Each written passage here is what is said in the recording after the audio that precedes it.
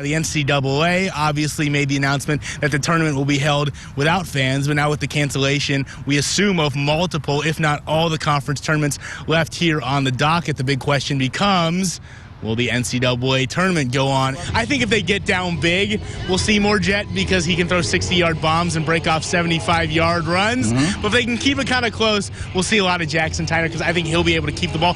And he seems more fit for that David Yost kind of dump it off offense. Just recently won 2 straight at Texas. First time Tech has done that. As a member of the Big 12, another place he hasn't won 2 on the road, Gallagher-Iba Arena. It's all about situation. It's can you find a situation to bring Maverick into a football game? And right now, the way Jet's playing, you don't have a situation to bring Maverick into a football game. It's naturally cliche to say after especially a close loss, hey, we can't get lost in the what-ifs of the game, but it's human nature, especially when you're like Texas Tech and you fail to convert in the red zone like the Red Raiders did, and you give up a drive like the Red Raiders did. Chris Beard and company coming off the greatest season in program history with that run to the national title. He's mentioned they're moving forward. Much easier to do when you don't have a lot of guys who can look back and remember it because not many of the guys from the team are actually here. Interested, are you concerned because you think about falling up in the shoes of Cliff Kingsbury, now Gus Duggerton. Are you worried at all that Texas Tech is just trying to hire eye candy on the sideline? Ooh, good question. Well, I did just pull it out of my backpack, so it's a little messy. Don't worry, Maggie Anderson already knows what's going through your head. I think that they're just thinking I have cancer or something, so they're just worried. So I'll just, I'm cool, it's okay. Instead, she has alopecia, an autoimmune disease that causes hair loss. Anderson began having symptoms when she was 2. It started falling out in patches.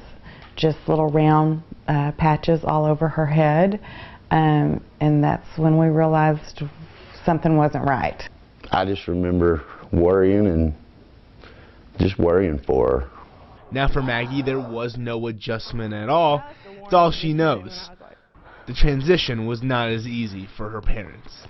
The third dermatologist I went to, once he told us, once again that it was alopecia.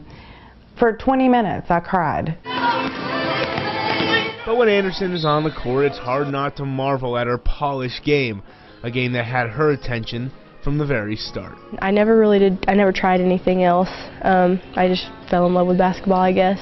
I remember watching it on TV, and when the teams would win the huge championships, the crowd would go crazy, and that was my favorite part, and I was just like, I want to do that. And do that she may this season. Her ropes team just completed a 30-0 regular season with that fearless freshman at the forefront.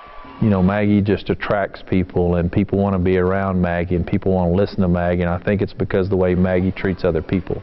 So the next time you see her around, don't be hesitant, because Maggie sure isn't. I'm not shy, so I like talking to other people about it. I thought it was always nice when people asked. Anybody that comes into contact with Maggie's day is better. She's positive, and she's a ray of sunshine.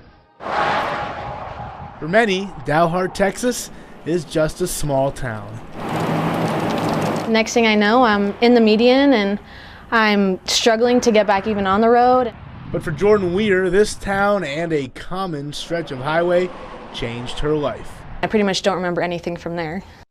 But Deb Weir remembers exactly when she got the call on October 15, 2017. Said Jordan, 3:13 in the afternoon. I'm like, oh, baby girl's calling. But instead, it's a flight medic letting me know he's air vacuuming my daughter somewhere. That somewhere was University Medical Center after a single car accident resulted in Weir being ejected through her driver's side windshield. As soon as I found out she was ejected, my thought was I'm walking into a child with either missing limbs, paraplegic, quadriplegic, severe brain injury. I broke my pelvis in 4 places. I had a collapsed lung.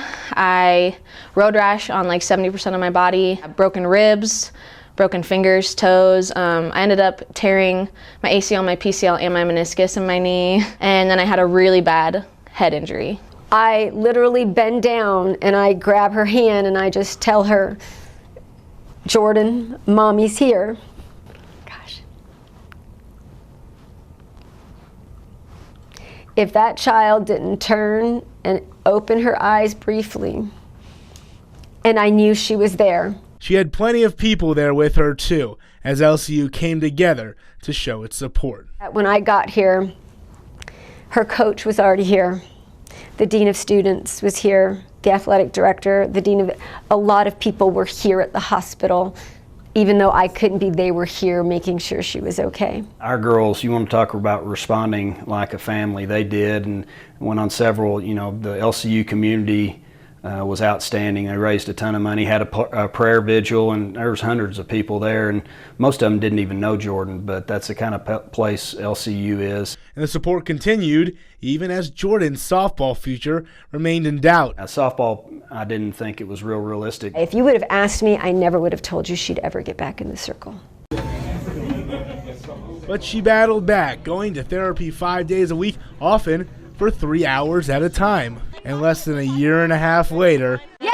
Woo!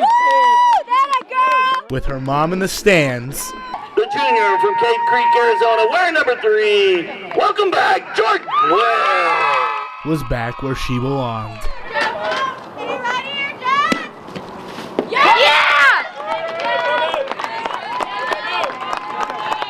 Even during the national anthem, it was like, oh my gosh, she's gonna be in that circle again.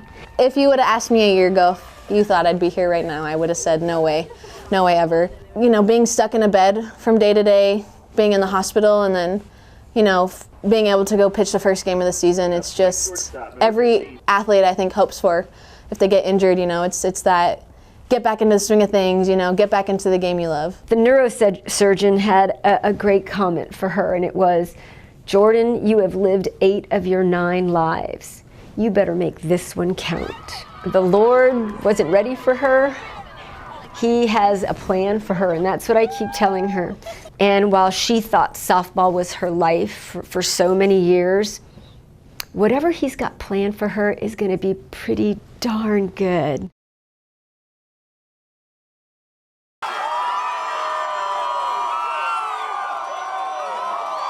The boys are back in town.